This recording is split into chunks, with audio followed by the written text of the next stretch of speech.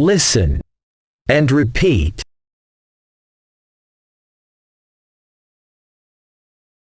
Peter Pan. This story tells the secrets of the Diesling family. Their moods are always funny. In the evening, when Mr. Diesling returns from work, he often finds his wife singing and dancing in the middle of the salon with her 3 children. Wendy, the eldest daughter, middle John, and Mikhail, the youngest of the 3. The child contractor is Nana, a dog of the New Land type, which in turn takes place seriously and firmly, accompanies them to school, takes care of their hygiene, treats them when they fall ill. Days pass by at the Diesel Ying family, without anything coming to disturb their happiness and tranquility. But, one evening, an unexpected accident happened. While Miss Diesling was in the children's room, the window suddenly opened, and a strange child wearing dry leaves entered. "It's Peter Pan. I've always dreamed of him," presented by Mrs. Diesling. A small halo of light accompanied him, and within a second, he stopped in front of Mrs. Diesling, who opened her eyes to the power of surprise. As she saw Peter Pan in front of her and let out a scream, Mrs. Diesling's scream alerted Nana to the presence of danger. So she hurried in a jiffy to the room and followed the miracle child.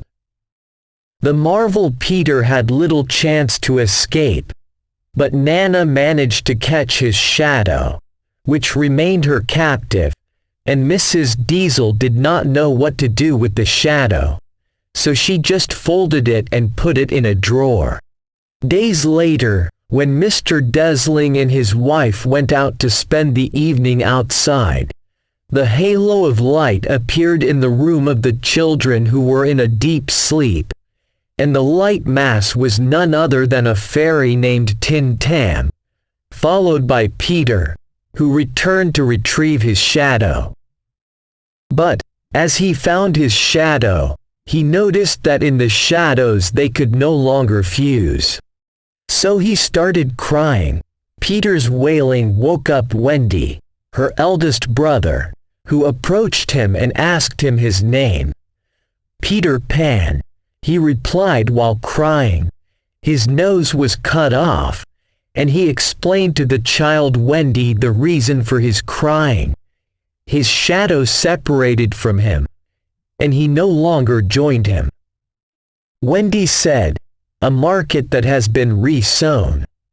When Peter Pan was reassured, he began to tell Wendy the story of his life. He fled his family home, because he did not want to become old, and took refuge in an imaginary country called the Country of Nowhere, Anywhere. The children there, never growing up, spend their time having fun, playing and nicknamed Lost Children, and their leader Peter. And out of curiosity and knowledge, Wendy decided to accompany him to the wondrous country, asked her to meet Peter, woke up her brothers. And the fairy accepted a fig tam and threw dust from the stars on them, so everyone flew high in space. As they flew over the sea, a magnificent island appeared. Peter Pan exclaimed, "We have arrived."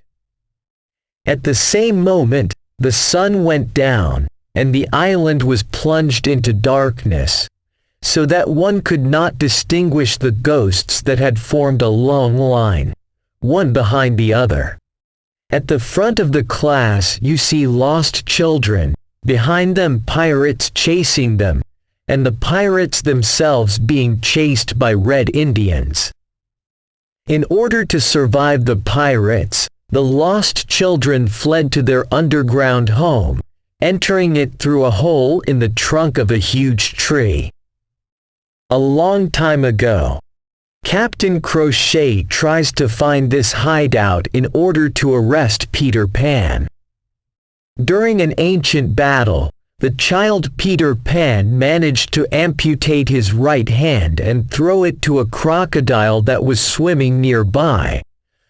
The crocodile also swallowed the captain's hand crochet watch, which still hears ticking from inside his stomach, while the captain crocheted. But back to Peter and his new friends. In a very short time, baby Wendy takes over a real little mother of the lost children who caresses them lovingly and thins their clothes. And every evening, before they go to sleep, she tells them a story, which makes each of them, after that, swim in delicious and wonderful dreams. One day, while the children were resting on a pier, Peter Pan shouted, "Quickly, into the water! Get down into the water, the pirates are attacking!" Indeed, there was a boat with 2 oars approaching the rock with 3 passengers on board. The pirate name, and the pirate Al-Akra and their biography Li al-Nimra, the daughter of the elder commander of the American Indians. After handcuffing her, they sat her on a rock in the middle of the water, the same rock that the children were hiding behind. She must be saved. Peter Pan is stuck in Wendy's ear. The sea is going up and you may drown. Without slowing down, Peter imitated the voice of Captain Crochet. "Bring a boat. Release the girl." The 2 pirates released the girl.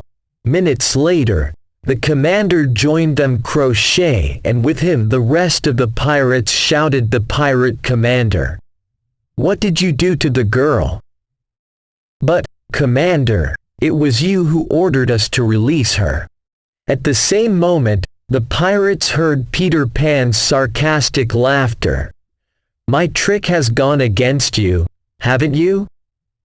Behold, behold, behold." The pirate leader revolted, and he shouted at them, "Catch him, bring him, alive or dead." And what happened next? It was a terrible battle. Faces mingled, hands intertwined. Daggers rose above heads, screams, pain and moans from the intensity of the pain caused by stab wounds in bodies. You would see faces disappearing underwater and floating on its surface at other times.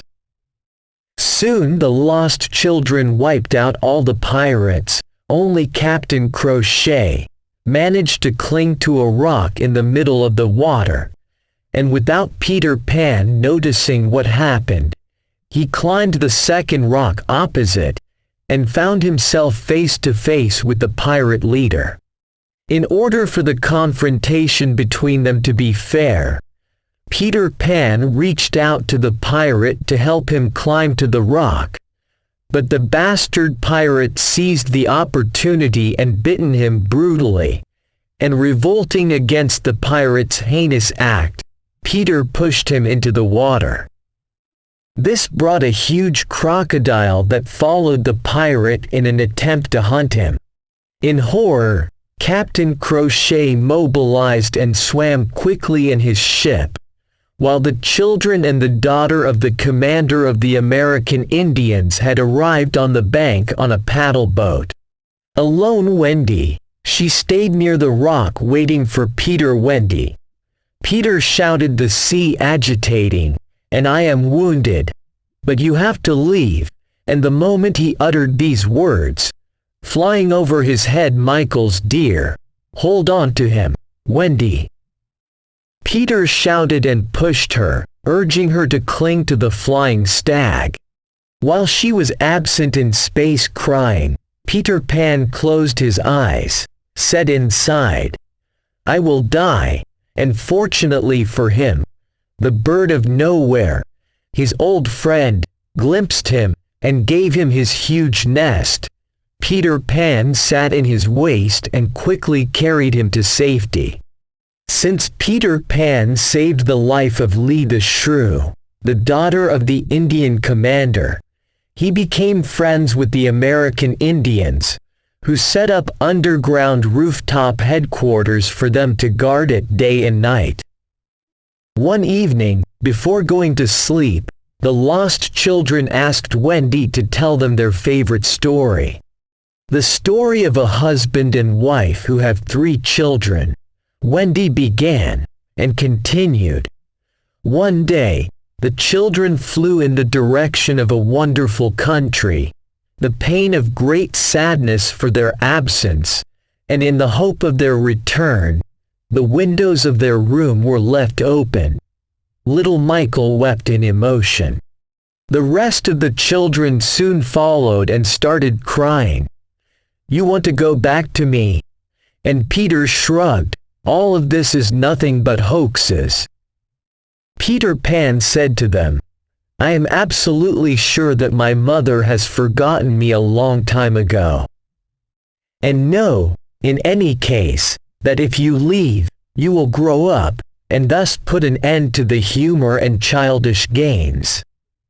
But as the children prepared to leave, they heard terrible noises.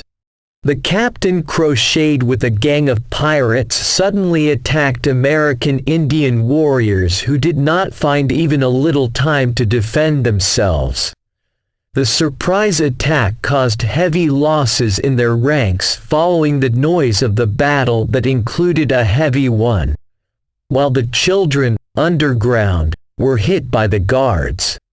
In order for the crochet pirate to catch the children without much trouble, he thought of a trick. One of his men ordered the children to hear the voice of Ultim Tam. This is how the warrior American Indians do whenever they win a battle. The commander's crochet trick was launched on the children. As soon as they heard the ringing of the tam-tam, they were reassured and went out with pictures of their belongings in their hands, thinking that it was the American Indians who had won the battle. As soon as they surfaced, they were surprised by the pirates waiting for them. They were cruelly arresting them. And they passed them from hand to hand as if they were cheap goods. And they ended up in front of the feet of the crochet pirate, who looks at them gloating as he milks the hairs of his thick mustache with much satisfaction, while Wendy singled out the pirate crochet with special treatment. When she peeked out of the trunk of the huge tree, the pirate crocheted to greet her, raising his hat and bowing before her, without mockery. "Miss, would you kindly accompany me?" After leading her to where the children were tied up, he ordered his men to carry them to his ship. The pirate shouted, "Crochet! You and I face to face, Peter Pan."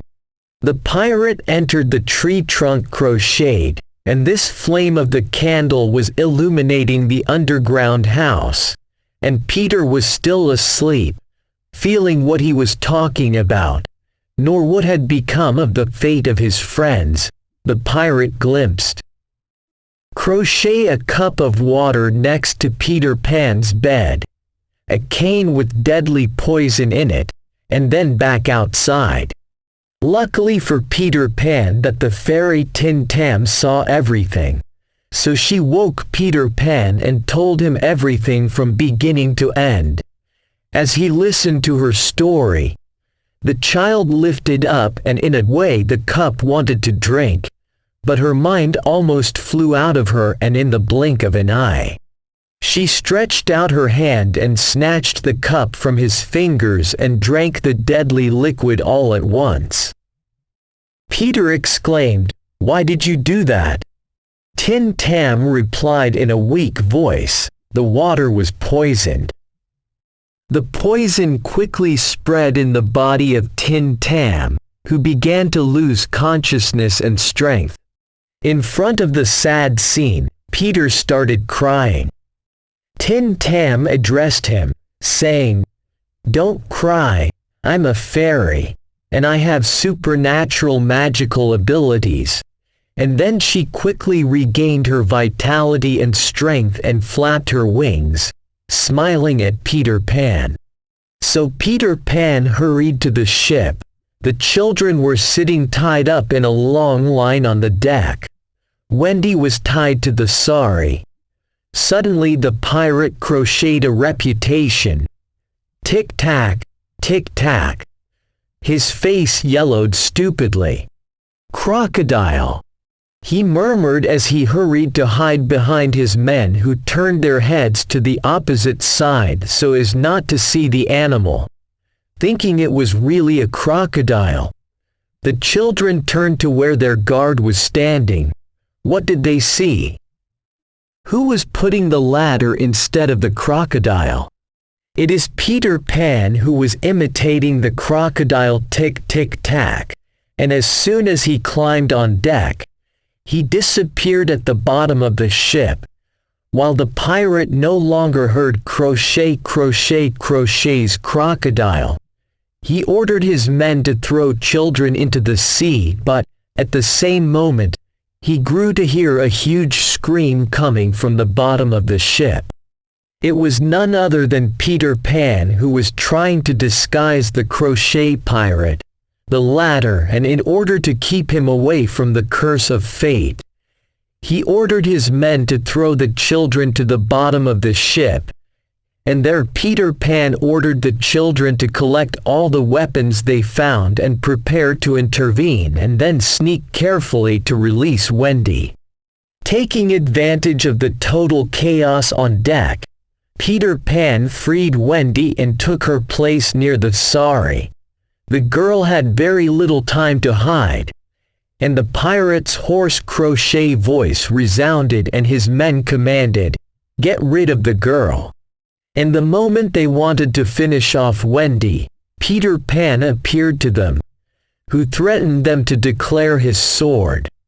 The pirates were surprised by the lightness and skill of Peter Pan in the duel, and with 1 or 2 or 3 blows of his sword, he was defeating his opponents, and soon the battle was limited to only 2, Peter and Crochet.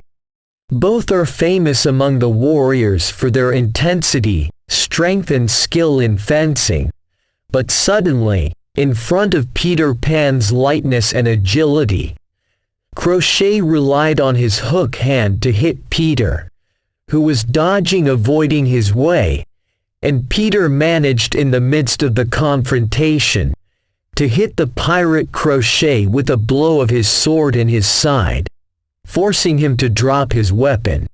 Peter calls him to retrieve his gun, but the Crochet pirate is too tired to think Peter can hit him.